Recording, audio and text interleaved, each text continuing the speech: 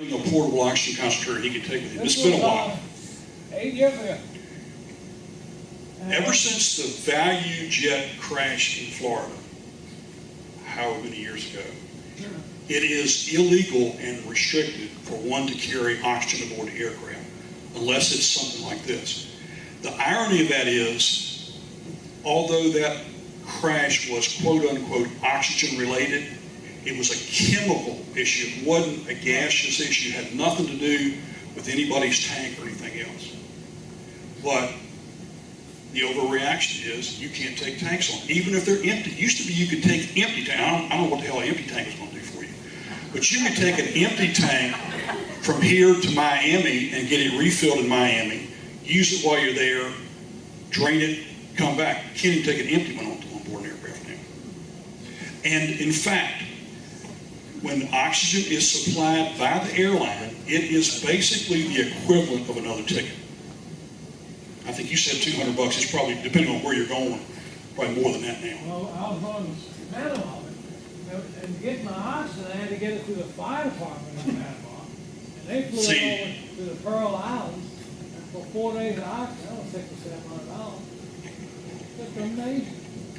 As a side thought, anybody who is anticipating a trip, okay, the holidays have come and gone, everybody thinks that that's the end of it. No, we got the vacations and so forth coming, and grandchildren's weddings and so forth. If you're using oxygen, talk to your providers well in advance about making arrangements. We are fortunate enough that we have portable oxygen concentrators that we can loan out to our patients even if they don't have them currently. We can make arrangements through some networking for providers at point B. We'll go to the furthest I have ever personally been involved was somebody went to someplace in Mexico, and that was a lot of fun because I don't speak any Spanish, and whoever I was talking to or wherever they were didn't speak any English, so that was a lot of fun. But through networking, it can be arranged typically for equipment based on the other end, spot on the other end. It may cost you something because Medicare could care less that you're traveling. In fact, Medicare pretty much could care less if you use portable or not. They think you ought to be at home in bed, I guess. But Medicare won't pay two providers. So if you need oxygen while you're in Chesterfield and need oxygen in Chicago, you're almost on your own if your provider can't make an arrangement for you. And it's not all doom and gloom. I'm not trying to discourage people from traveling or scare you or whatever, but it's not as easy as it used to be. Yes, sir. The FAA has a list has information on their website about traveling with oxygen and also about which oxygen concentrators they allow. That is true. And which airlines allow people to travel with it. And I didn't mean to say that one, as an example, was the only one that's FAA written. It's not. There are other machines. But again, I think it would be wise to check that out in advance. Nobody likes surprises. And getting stuck at Richmond Airport is not a lot of fun. Yes, ma'am. I've been on a concentrator. It's a large concentrator for 3 times as big. That reminds me of another story. I'm sorry. Anyway, don't they ever come and recycle them, clean them, or anything? At this point, I feel like a bad taste in my mouth when I put them on at night. That's part of that same. Her question is an excellent question. It's called what I'll call responsibility. Not maintenance, not service. It's called responsibility. Yes, ma'am. Your provider should be responsible for their equipment. Well,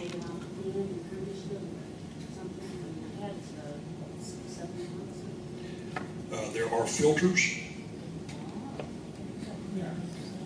that need to be cleaned.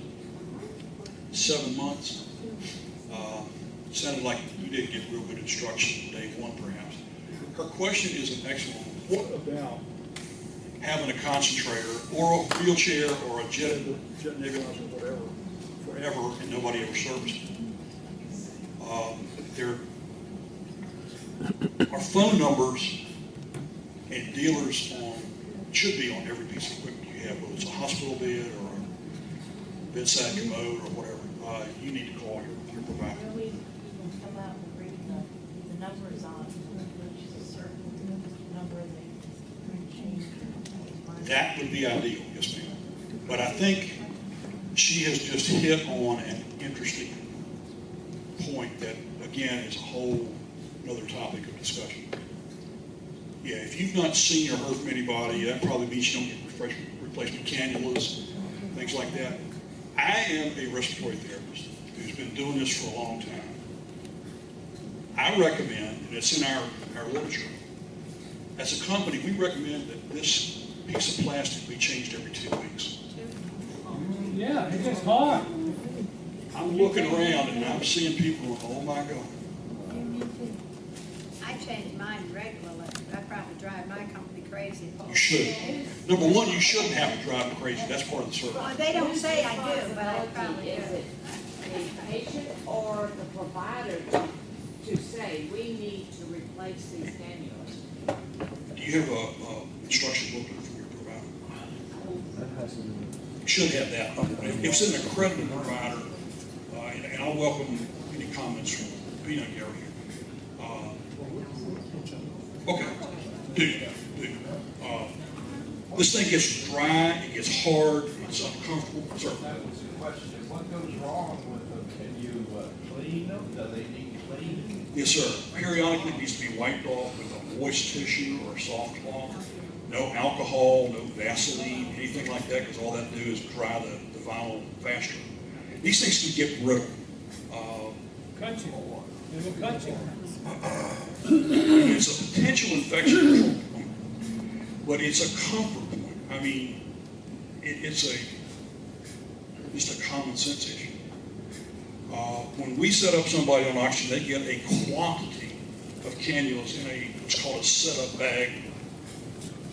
And I'm sure Lynn Care and Roberts do the same thing.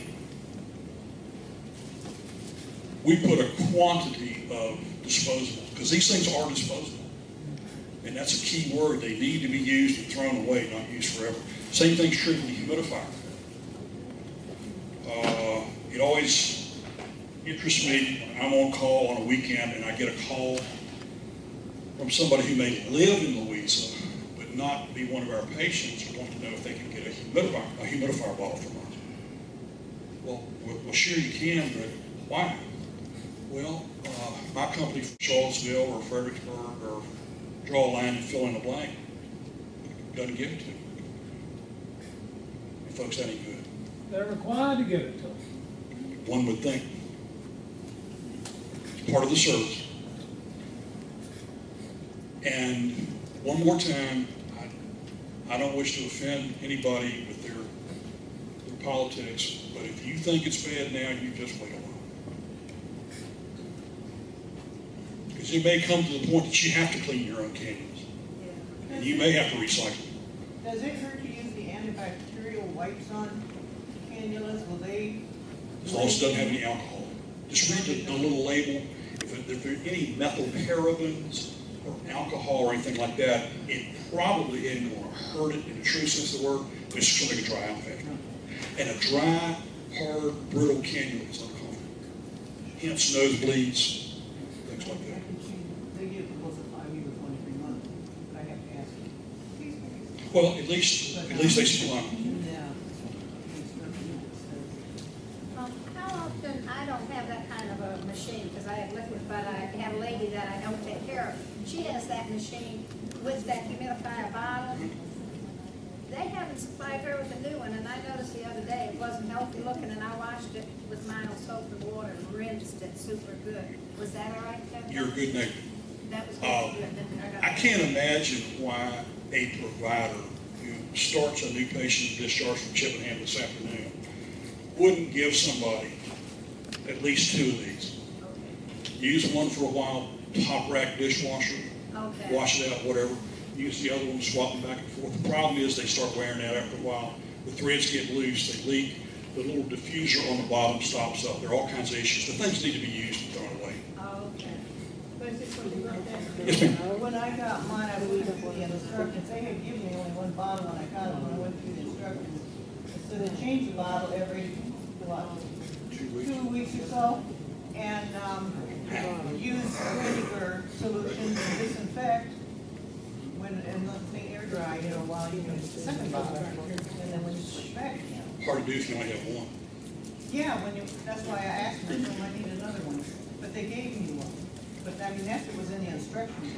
At least they respond. Yeah, they're very good about supplying you. And the folks back there can tell you that not everybody responds. And that's what prompted for years people changing suppliers, was lack of service.